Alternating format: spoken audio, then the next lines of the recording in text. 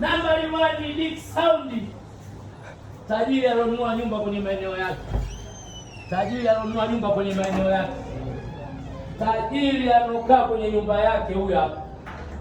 Huyu. Wauza matairi yote mnatakiwa mfuate misimamo ya huyu mkinga. Yuko kwenye mji wake ndio kaweka fremu za biashara zake. Haya wewe unapanga gari yako na mvua hii. Acheni maneno. Huyu kiboko yenu, huyu anaweza. Kwanza anaga maneno na mtu. Yeye anaga sio yeye ana upgrade. Umeona mashine nje? Jonje.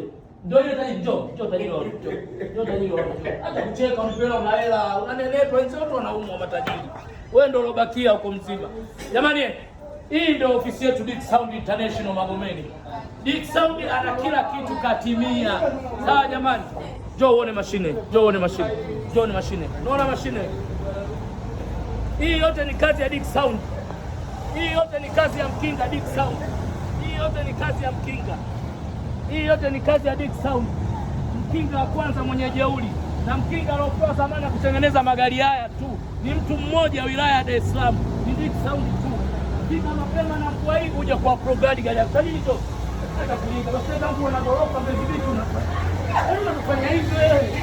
Najua ndio gorofa ulijenga miaka mingi. Basi tuangalie na si watu wako hali ya chini. Matajiri karibuni sana. Bwana, watu wazito. Unaona mashine zimetulia. Kila hatua 300 nyumba hizi. Lakini katembelewa Dick Sound. Wewe kwako lipo. Hongera sana mtaji. Kwanza linga hapo. Mungu ausiwe. Uzima watu.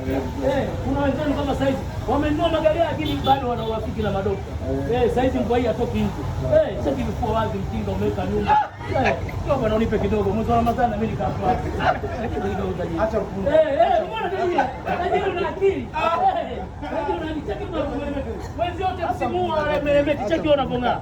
Mashati ya Maliedo haya hela. Asituangushe wakianzia. Umeona? Tajiri, matajiri ndio kutembelea. Maana anavaa shati la 6 ile kipindi hiki cha mwezi wa Ramadhani.